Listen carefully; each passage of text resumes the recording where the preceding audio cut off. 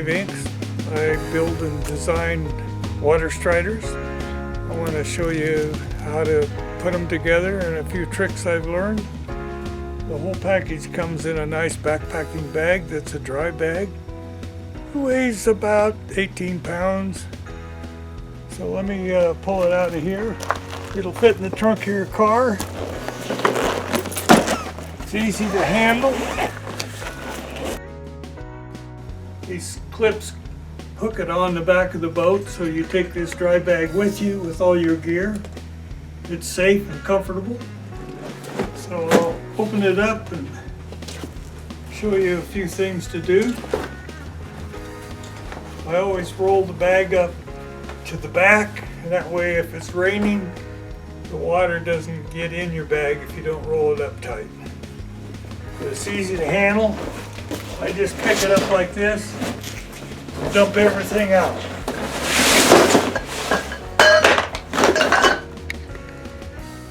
I have my life vest. It's the law in lots of places. Always carry my patch kit. And the oars come in a nice, convenient bag.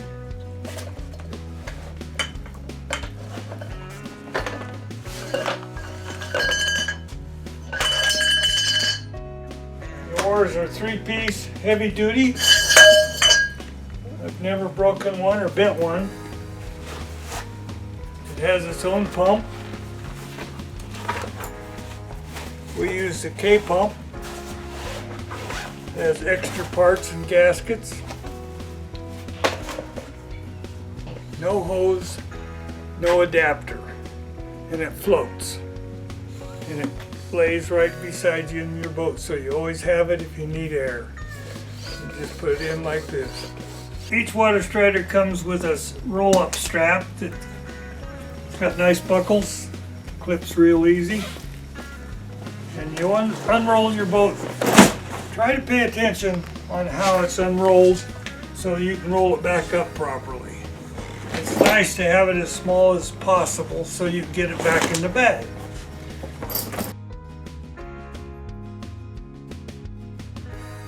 The boat Inflated is 92 inches long and 49 inches wide. This keeps it under 8 feet for some states where it doesn't have to have a license.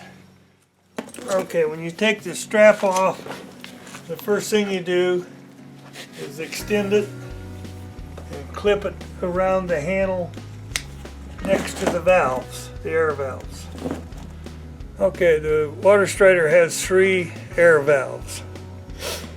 When the valve is depressed, it's open. It lets the air out. When I roll the boat up, I make sure all 3 valves are open so that when you roll it up, the air comes out. When you get ready to use the K100 pump, you have to close the valve.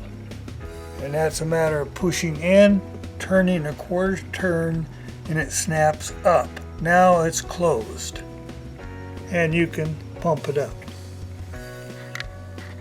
Before you start pumping with your K100, you close the valves.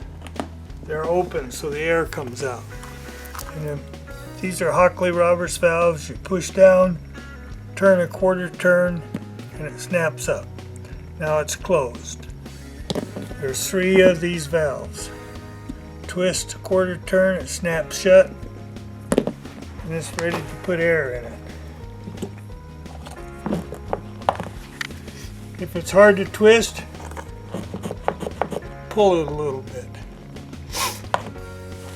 Okay, when you want to pump your boat up with the K100, you just put it over the valve, make sure the pin is up, and just apply air.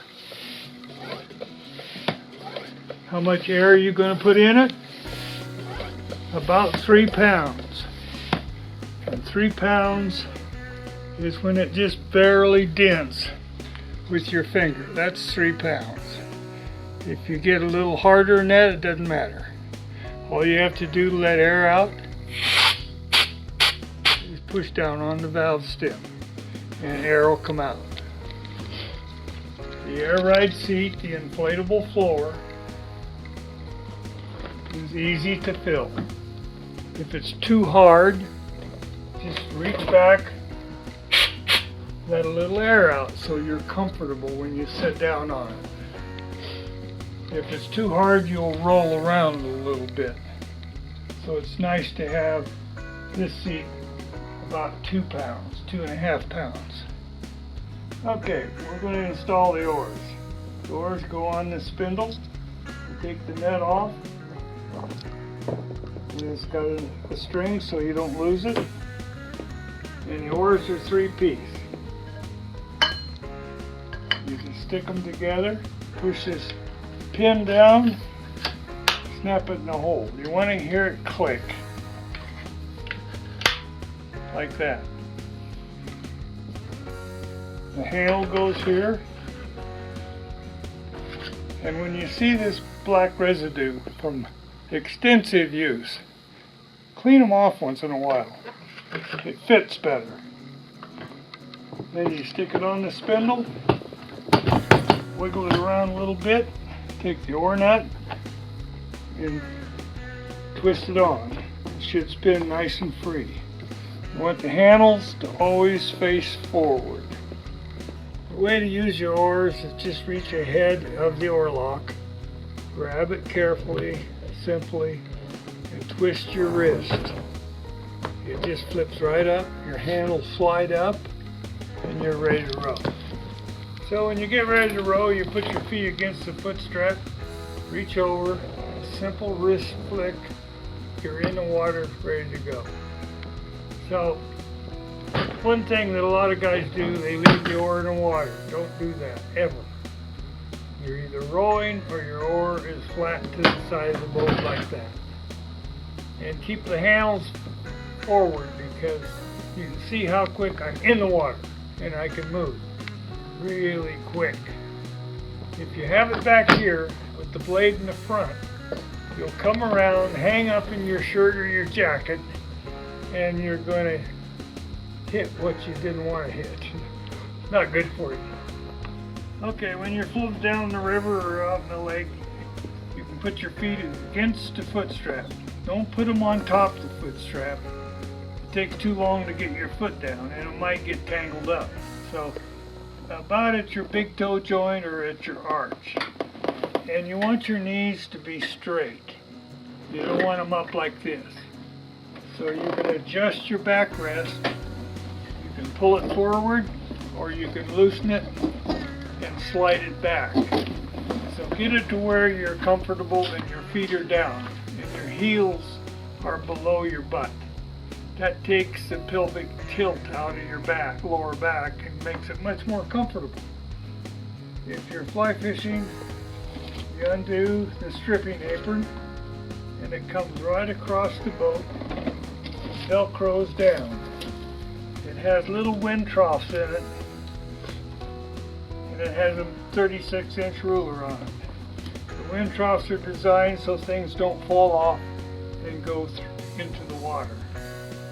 When you get done using your stripping apron and you're going to get out, just lift up on the tabs. They're adjustable. And just roll it up nice and neat and tight. And tie it with a bow, just like tying your shoes. Just a nice little overhand knot with a bow. Now it's out of the way and neat. There's one other thing. When you put this oar on, I designed a strap. And I tie the oar nut to the strap. And it goes on before the oar does. That way, if you tear this loose, you're not going to lose it. It's secure. If you don't have it tied on, you'll lose it. And you'll be buying another one from me. But when I ship the boat, all this is done. Everything is assembled. All you have to do is close the valves and put the air in, you're ready to float. Okay, if you're going to carry your rod sometimes you might carry two rods. There's a convenient equipment strap on each side of the boat. All you got to do is put your rod in the case, snap this clip, pull it up tight, now your rod's safe. And if you're left-handed or you want it on the other side, there's another one on the other side. And this is also handy for attaching other items so you don't lose them. Your boat strap was put on the handle. I use a measure net, the large, and I clip it to the boat strap. Now if it falls overboard, I don't lose it. And it's always there where I need it. And when you get a measure net, I keep my hemostats clipped in the inside. And it also has a calibrated measuring device that tells you 10 and 8 is 18 inches long. You want to take the hook out, your hemostats are right there. Bing, out comes the hook, back on there, clip, and it's safe. And you can just throw it in the back of the boat. Okay, when you're going down the river or out in the lake and you want to row, you want to put your rod away. The safest thing to do is to stick the reel right behind your backrest strap and lay the rod down. It's hooked in, it won't come out, and it's safe. If you want to fish, you just pick it up and take it out and it's ready to fish. Okay, my new backrest has a lot of features that are very helpful. You can put your water bottle right in the pocket right here. You can strap on your raincoat across the bottom so it's always with you. You can put your lunch in here and other items you want, and it's always with you. Now you'll notice there's some D-rings on it where you can clip your nippers and various items you want to have right at your hand. So everything is convenient. Very important that it's convenient. It's adjustable for any leg length. You know, if you're a 28-inch inseam, it pulls forward. If you're a 36-inch inseam, it slides back. So your knees are always straight, your heels are below your butt. Now, let's say you like to park the boat and hike. I don't ever do that because I bought the boat to use and set in. It's more comfortable. But this will go around your waist and it's like a fanny pack. You got your lunch, you got your tackle, you got your water bottle with you. And when you come back, you can just snap it on the D-ring and it's ready to go again. So it's got a special use. It stays on the boat at all times, and all you got to do is lay it flat and roll it up.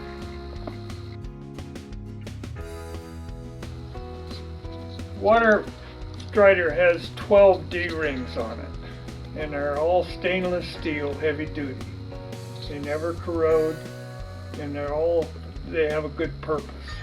The front D-ring is used to pull your boat or roll it up. It's just a way of picking the boat up and handling it. In front of your foot strap is another pair of D-rings, and I have some little carabiners on there. If I'm camping and floating, you can put your bag on the front, put two straps around to the front D-ring, and you can carry your load right there. Tent, food, and sleeping bag. Enough to keep you out 30 days if you want. As we come around from the foot strap, you'll see two D-rings on the handle assembly. Make sure your backrest is always on the front D-ring. The back D-ring is a place where you can tie a cargo bag down again. The backpack is an 80-liter bag. It's got clips on it that clip right on the two back D-rings right here. So it's not going to get away from you. Then you can put a rope on there and come across and rope on here and come across, and now it won't flip out like this. You can also just put your bag in sideways like this if you're long-legged and need more room.